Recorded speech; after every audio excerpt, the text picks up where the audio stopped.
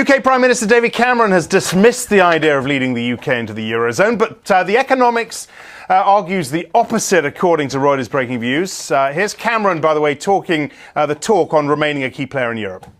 I want the European Union to be a success, and I want a relationship between Britain and the European Union that keeps us in it.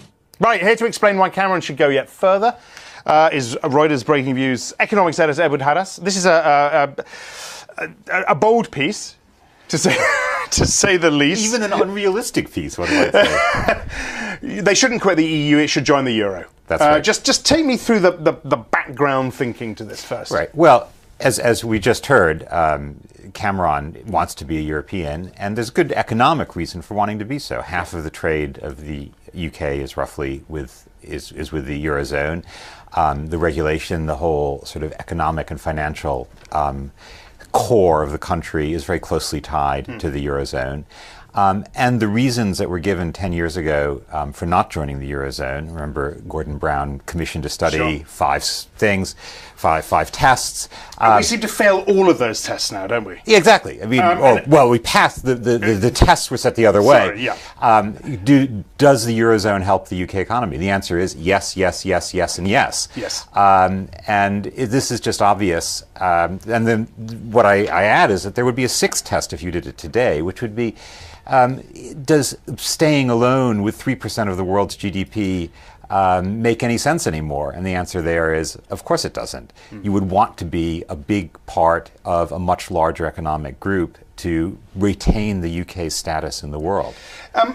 You go in your piece. You go through the 5 tests: economic convergence, flexibility, investment, financial services, growth and stability. Now we've known your argument, or for a while. Let's face it. Surely the UK government also sees it when it looks down this list and ticks it off or crosses it off, as it were. They probably do. I'm sure Chancellor Osborne is not a foolish man. He can see through that. The problem here is that the economics and the politics point in 2 different directions, particularly the Conservative Party politics in the UK, where there's this rump of the country who all vote Conservative or will want to vote Conservative, who think that the UK should not be part of the Eurozone.